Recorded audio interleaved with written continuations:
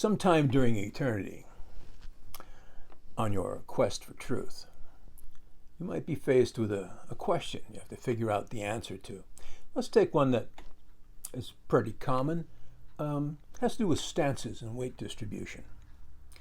Do you put your weight on your back foot? Do you put your weight on your front foot? Do you put your weight evenly distributed on both feet? Now, how do you figure out what the thing is? Because here's this guy who wrote a book, and he says, put your weight on your back foot. But here's this other guy who wrote a book, and he says, put your weight on your front foot. And maybe there's another guy who wrote a book, or not, who says, put your weight evenly distributed on both feet. How do you figure out what to do? Well, here are a couple of things to keep in mind in your quest for truth, especially when your sources are books, old or new. The first thing to remember is that you don't know what the guy actually did. You only know what he wrote. People don't always write the truth. I'm not sure if you're aware of that or not. But writers love to pontificate. Take my book, for example. That was written, 20 years ago. And there's stuff I describe in that book that we don't do anymore. Was trying it out at the time. Didn't work, didn't like it. Found something better, just changed it, dropped it, whatever. But if you got that book today and read it, you'd assume that that's what I do. It's not. I happen to know another guy who is a fencing teacher, wrote a book, and he describes what he does, describes his method in this book. I have seen him work. I have worked with him. I've seen his students. What his book describes is not what he does. Not even close. His book is great. If he actually did that, it would be fantastic. Maybe he thinks that that is what he actually does.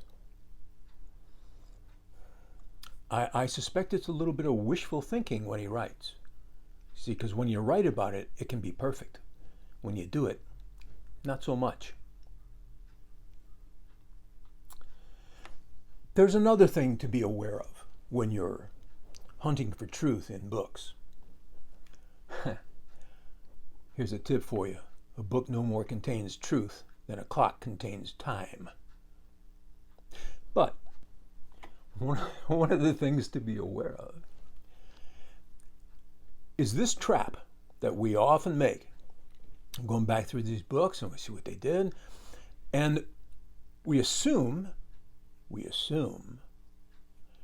that there is a logical, rational, reasonable reason why they do things the way they do. That's not always true. You tell me, at what point in history, 100 years from now, some scholar is studying our period of time, and he's writing a paper in which he outlines the logical, reasonable, rational reasons why we discovered, after so many years, we discovered that it was much better to wear a baseball cap with a sun visor behind your fucking head than out where it could shield your eyes from the sun. You tell me, why does everybody wear their baseball cap backwards? I'm waiting. Now, not everybody, but most people wear their baseball cap backwards now. Why? Is there some reason? Is there some advantage? Well, I'll tell you why. Somebody did it first, and somebody else thought it was cool and wanted to copy it. So they did it. And pretty soon, everybody was doing it for no particular reason other than they were doing it. So, people talk about, for example, how the small sword came to England to dominate, and they have these rational, logical reasons why the small sword became preferred. The truth is, the king went to spend some time in France, where the small sword was the fashion, brought that back to England with him, and because the king was doing it, everybody started doing it. That's what you call an influencer, right? Usually a rich nitwit with too much time on their hands, and they conjure up some bullshit and everybody follows it. So be wary that that may be true of the book that you're reading, or the phenomenon that you're studying may not have a reasonable, rational, logical reason behind it. I recommend, for example, you delve into the comparison between the 16th century longbow and the 16th century matchlock musket. And if you compare those two weapons, you must conclude that the longbow was tactically and strategically far superior to the matchlock musket. But what happened? Well, some rich nitwit, an influencer, wanted to be cool at court. So he outfitted himself with a regiment of musketeers, because it made a lot of noise. Right? And before you could say, God bless the Queen, everybody was following him. That's just a caviar, as they like to say in Russia. Okay, let's look at how do you figure out what the truth is? Well, let's take our balance example. The first thing to ask is not whether this is right or wrong, and this is a question I get all the time. How do you do this right? Is this wrong? Is that right? Is that wrong? See, right and wrong, that's a moral question. Moral questions do not exist in combat. In combat, it is not right or wrong. It is merely effective or not effective. It is efficient or not efficient. Right and wrong has nothing to do with it. By effective, I mean, does it achieve the goal you're trying to achieve? And the goal in combat is always to hit without getting hit. It has to do that. The second question is it efficient? Does it use your physical and mental resources in a way to derive optimum benefit from minimum investment? Okay? Effective, efficient. So what's the answer of where to put the weight? On your front foot, your back foot? This is a tactical question. And there is only one answer to a tactical question. And it's the same answer to every tactical question. And the answer is, it depends. It depends on the totality of circumstances that you're dealing with at that moment. That's why you could do move A in this set of tactical circumstances. Let's suppose against a shorter opponent, you do this thing, and it's efficient, and it's effective. You do the same exact thing against an opponent who outreaches you by 8 inches. It is no longer effective, and it is no longer efficient. The thing hasn't changed. The circumstances have changed.